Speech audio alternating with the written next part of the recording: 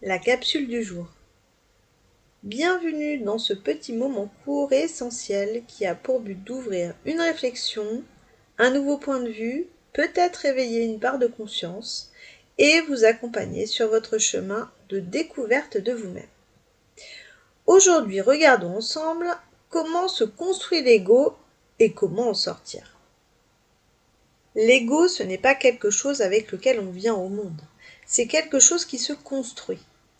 Dès l'enfance, nous devons nous adapter à notre environnement pour être acceptés, aimés et nous sentir en sécurité. Puisque nous sommes dépendants de nos parents ou de nos figures d'attachement, notre survie repose alors sur leur amour et leur protection. En grandissant, nous comprenons ce qui est bien ou mal aux yeux des adultes et de la société.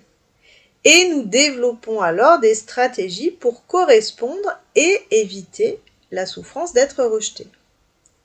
Si un enfant entend souvent « ne pleure pas », il peut apprendre à refouler ses émotions pour ne pas déranger. S'il est critiqué, il peut chercher à être parfait pour éviter le rejet. S'il se sent ignoré, il peut se faire tout petit ou au contraire, prendre beaucoup de place pour attirer l'attention. L'ego se forme ainsi, en réponse à nos blessures et à la nécessité de rentrer dans les cases et être accepté. Il devient notre masque, notre costume et quelquefois notre armure. Et à force, il va finir par nous donner l'illusion que nous sommes comme ça. Mais aujourd'hui, nous avons grandi. En tant qu'adultes, nous avons les moyens de ne plus être dépendants des autres pour être aimés ou validés. Pourtant, nous continuons souvent à fonctionner avec les croyances et les mécanismes de l'enfant que nous avons été, sans réaliser qu'il existe d'autres façons d'être et de vivre.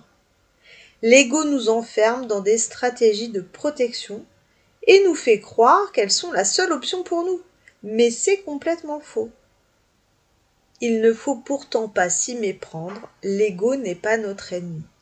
Son rôle est de nous protéger de la souffrance, selon sa propre logique.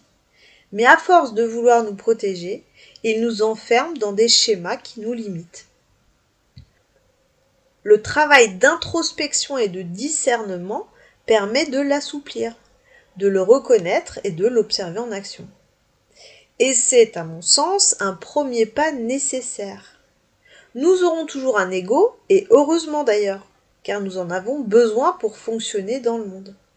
Mais lorsqu'il prend trop d'ampleur, il devient essentiel de le remettre à sa juste place, pour laisser émerger notre lumière, c'est-à-dire la personne merveilleuse qui se cache sous le costume.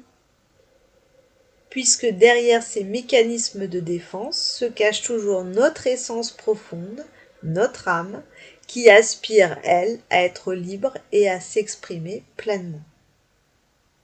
Ce sera tout pour cette capsule, et si vous avez à cœur de mieux vous comprendre, apprendre à discerner et assouplir votre ego, vous pouvez nous rejoindre pour le programme Un guide pour grandir.